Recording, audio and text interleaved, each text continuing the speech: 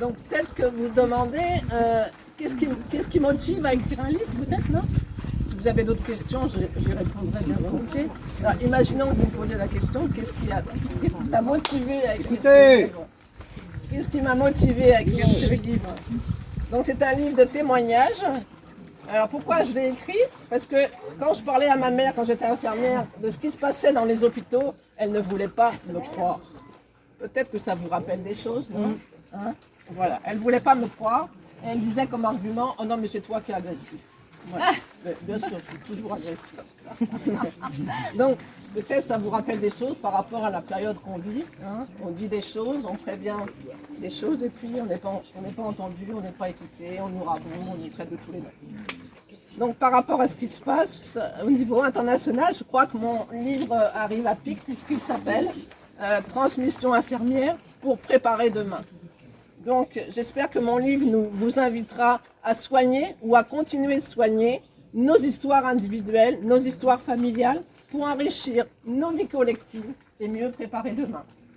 Voilà. Bravo. Si vous avez des questions générales, je peux y répondre. Et bien là, vous en avez des livres en Oui, j'en ai. D'accord. Ils sont arrivés. Oui, j'en ai. D'accord. Voilà. Il coûte combien? 16,50 16,50, voilà. C'est pas moi qui décide du prix, c'est l'éditeur. Oui, bien sûr. Et voilà. Donc pour plus de précision, c'est pas mon premier, c'est mon troisième. Donc c'est un petit triptyque. J'ai amené aussi les deux autres. Voilà. Et il y a une évolution dans dans les livres ou... Oui, alors attends, je vais prendre les deux autres, comme ça sera plus simple.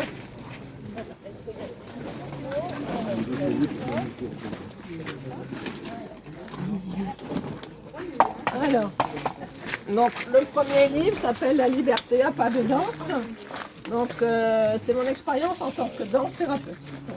C'est vous l'auteur? C'est toujours moi l'auteur, oui, c'est mon trip. Les trois, c'est moi. C'est mon expérience en tant que danse thérapeute. Parce que je suis passionnée par la danse depuis l'âge de 5 ans. Et j'en ai fait mon métier pendant 10 ans en tant que psychothérapeute. Mais j'ai allié le travail sur le corps, parce que parler pendant une heure, ça ne sert strictement à rien. J'invite les gens à se lever et à travailler la colère, la tristesse, la joie, voilà. Leur espace corporel, plein de choses. Donc ça, c'est mon expérience en tant que danse thérapeute. On avait marre d'écrire des articles, donc j'ai rassemblé dans un bouquin. Bravo. Voilà. Bravo. Ouais. Le deuxième, il s'appelle La vie, l'amour, la mort. C'est un recueil de poèmes avec mon papa. Donc j'ai récupéré ces poèmes après son décès, parce qu'il a toujours voulu être édité, mais il n'a jamais réussi. Il envoyait des pages, c'était par la poste, il faisait des copies, on lui disait toujours non. Donc comme moi j'avais un éditeur toujours jet d'encre, j'ai demandé, j'ai dit tiens, est-ce qu'on ne peut pas publier en même temps les poèmes d'un défunt? Je ne savais pas si c'était autorisé ou pas. Donc on m'a dit oui. Et j'ai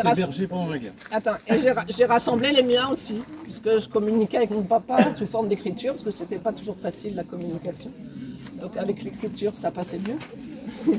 Donc j'ai rassemblé les miens. Et pourquoi La vie, l'amour, la mort? Parce qu'il classait ses poèmes dans des classeurs sur ces trois thèmes.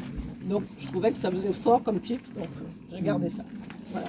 Et donc pour la petite histoire, mon papa, pourquoi j'ai choisi cette photo de berger avec ses chiens? Donc le rêve de mon papa, c'était d'être berger, d'avoir des moutons. Donc ça s'est réalisé et ça se trouve que c'était pendant la guerre. Donc il était dans la résistance. Il comptait les trains des Allemands, je crois, avec son vélo. C'est tout ce qu'il m'a raconté. Et il était dans une bergerie dans le sud de la France, près de Fort-Calquier. Et un jour, les Allemands ou la Gestapo sont venus les chercher, pistolet derrière, et il a écrit, c'est retranscrit, on le traitait de terroriste. Donc c'est là que j'ai compris que le terroriste, c'était déjà en 1940. Ça vient pas du 11 septembre, hein, 2001. Déjà, c'était dans la résistance, c'était terroriste. Et il cachait ses fusils dans un vieux chêne avec son copain. Donc ça, les Gestapo, ils n'ont pas trouvé. Voilà. Donc voilà, mon triptyque. Voilà. Bravo. De rien. D'autres questions? Oh. On va lire ton livre, mais est-ce que tu peux nous raconter un peu comment tu as réussi à t'en sortir après ton burn-out?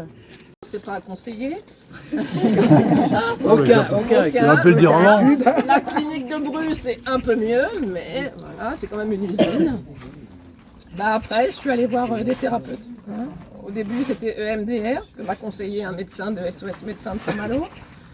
Et après, elle a arrêté parce que son mari était malade. Après, j'ai choisi une thérapeute qui faisait l'EFT et la somatic experiencing. Et comme je disais à Dominique, là je sors d'un stage de 3 jours de formation à la somatic experiencing avec un psychiatre de 70 ans. J'aurais bien voulu l'aimer. L'aimer. C'est sympa. C'est sympa. Ouais, bah voilà.